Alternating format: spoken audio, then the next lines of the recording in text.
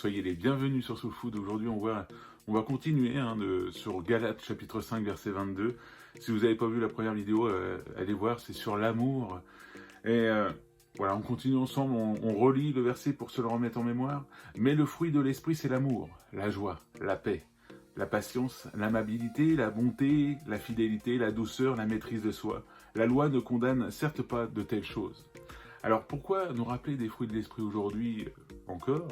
Parce que je trouve que ces fruits de l'esprit, de toute façon, en tant que chrétien, on doit les manifester. Quand quelqu'un vient vers nous, c'est ce qu'il doit pouvoir recevoir de nous, en fait. Et aujourd'hui, on s'arrête, donc vu que la dernière fois, on s'est arrêté que sur l'amour, aujourd'hui, on va s'arrêter sur deux fruits de l'esprit, c'est la joie et la paix. À savoir que la joie et la paix, c'est souvent les deux premières choses que l'on perd quand surgit une épreuve.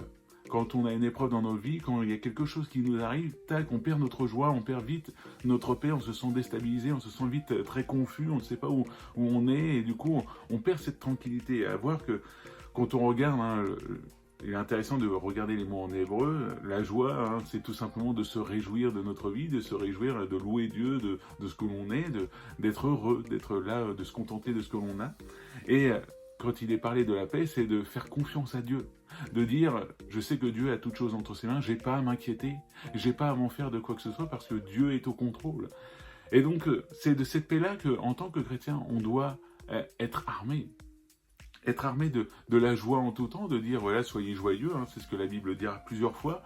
La Bible nous invite, du coup, plusieurs fois aussi, à ne pas avoir peur, mais à vraiment rester, je pense toujours à ce verset qui me marque, c'est dans le calme et la confiance que sera votre force. C'est dans le calme et la confiance. C'est exactement la définition de la paix. C'est dans le calme et la confiance. Soyez calme, restez tranquille et faites confiance à Dieu. Alors qu'importe ce que tu traverses aujourd'hui, ne perds pas ta joie, ne laisse pas l'ennemi, Satan, te voler ta joie et ta paix aujourd'hui. Fais confiance à Dieu, dis-lui tout simplement, Seigneur, je sais que je traverse des moments difficiles, mais je sais que tu es avec moi et je n'ai pas à perdre cette joie que tu m'as donnée, la joie de mon salut déjà, d'être sauvé, de t'appartenir, Seigneur, et cette joie de vivre aujourd'hui pour te louer, pour t'adorer. Et on est le premier mercredi, c'est vrai, j'avais oublié, il y a une alarme. Pour ça, je me suis dit, tiens, c'est la première fois que j'entends, bref. Je suis désolé d'avoir coupé. Mais en tout cas, on ne doit pas perdre la joie et la paix.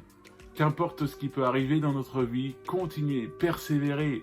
Ne lâchez pas Dieu juste parce que vous ressentez plus cette paix en disant, ça y est, j'ai plus la paix, j'ai plus la joie, je suis plus un chrétien. Non, c'est faux. Laisse pas l'ennemi te voler ta joie et ta paix.